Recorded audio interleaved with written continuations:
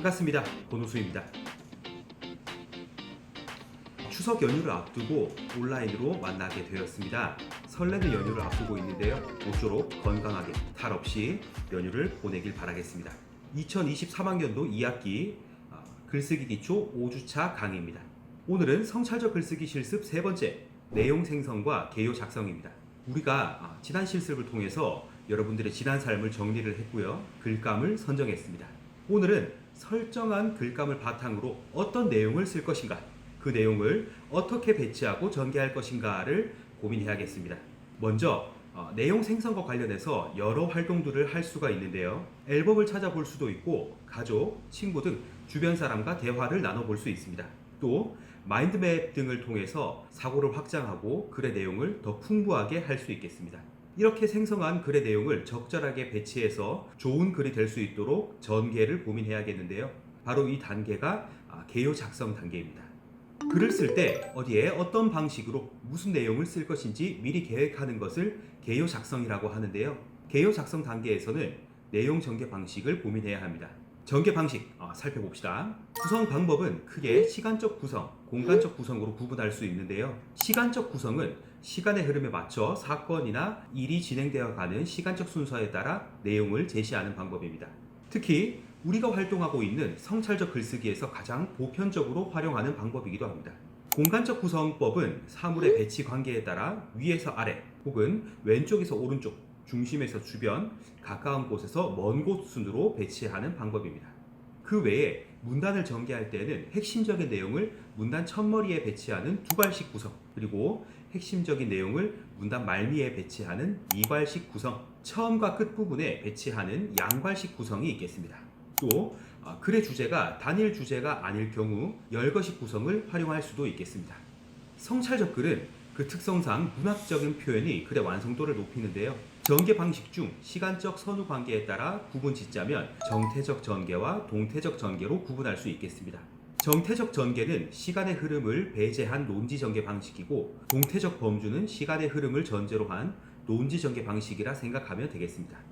정태적 전개 방식으로는 정의, 비교, 대조, 분류, 분석, 예시, 유추 등의 전개 방식을 포함하고 있는데요.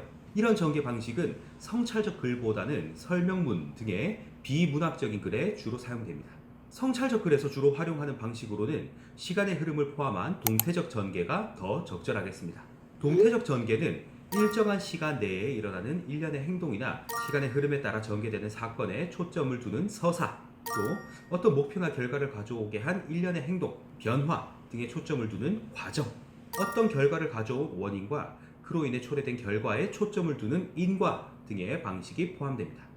또 글을 쓰는 목적이나 성격에 따라 설명, 논증, 서사, 묘사 등으로 구분하기도 하는데요. 설명이나 논증은 비문학적인 글에, 그리고 우리가 활동하고 있는 성찰적 글에서는 서사, 묘사의 방식이 더 적합하겠습니다. 묘사에 대해 더 자세하게 알아봅시다. 묘사는 어떤 모습인가 혹은 어떤 특성을 가지고 있는가에 대한 답이라고 볼 수 있습니다. 이 묘사는 객관적 묘사와 주관적 묘사로 구분할 수 있겠는데요. 객관적 묘사란 대상을 있는 그대로 정확하게 재현하는 표현을 이야기합니다. 가령 그 나무는 높이가 어느 정도이고 색깔은 어떻고 잎의 모양이 어떻고 등등등, 이렇게 누가 보아도 떠올릴 수 있는 이미지가 객관적 묘사라고 보면 되겠습니다. 주관적 묘사는 대상을 보고 느낀 점이나 태도를 중점적으로 표현하는데 관찰자의 주관적 심리가 반영된 묘사라고 생각을 하면 되겠습니다. 다음으로는 서사 전개 방식에 대해서 살펴보겠습니다. 서사는 무슨 일이 일어났는가, 그 일이 어떻게 전개되었는가에 대한 답입니다. 서사에는 시간, 움직임, 의미를 포함하는데요. 시간은 물리적으로 고정된 자연적 시간과 서술자가 주관적으로 감각하는 심리적 시간으로 구분할 수 있겠습니다. 늘 똑같이 흘러가는 시간이지만 각자가 느끼는 시간이 다를 때가 있죠. 오늘은 시간이 정말 잘 간다거나 오늘은 하루가 굉장히 더디다거나 하는 것들이 모두 심리적 시간입니다. 성찰적 글에는 이러한 시간과 함께 사건, 즉 움직임이 제시되는데요. 사건은 의미 있는 움직임입니다. 여러분, 제가 지난 시간에도 이야기를 했을 텐데요.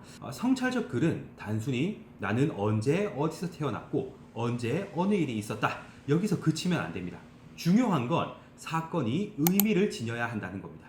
언제 어느 일이 있었고 그 사건이 나에게 어떤 영향을 주었다까지 나아가야 되는데요. 그것을 의미라고 합니다. 그러니까 사건을 통한 효용, 여러분에게 어떤 영향을 끼쳤는지 이 부분이 성찰적 글의 핵심이라 생각하면 되겠습니다. 그래서 성찰적 글에는 꼭 시간과 사건과 의미가 포함되어야겠습니다.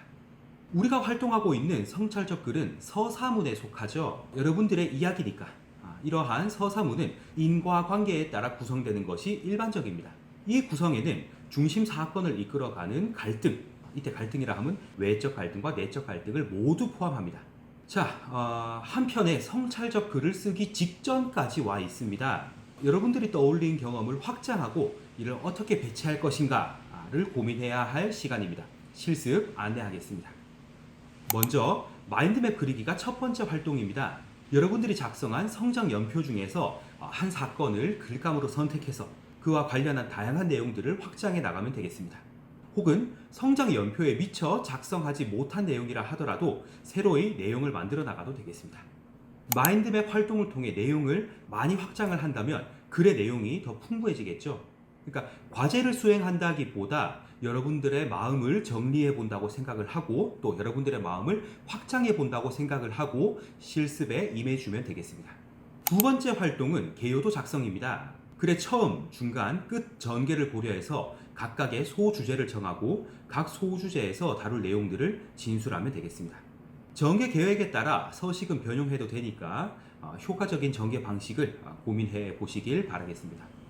개요 작성 활동은 각 부분에 어떤 내용이 들어갈 것인가를 계획하는 단계입니다.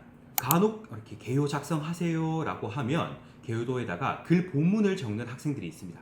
개요 작성은 계획이기 때문에 내용을 간략하게 계획하는 것이지 본격적으로 글을 쓰는 단계는 아닙니다. 이 점 유의해서 활동하길 바라겠습니다. 연휴를 앞두고 활동을 부여해서 마음이 좀 많이 불편하지만 여러분들이 잘 해줄 것을 믿고 있습니다. 실습과 관련한 문의는 언제든 환영입니다. 모쪼록 풍성한 한가위 보내시고요. 별탈 없이 건강하게 다시 강의실에서 만나겠습니다. 이상 2023학년도 2학기 5주차 수업을 마치겠습니다. 고도수였습니다.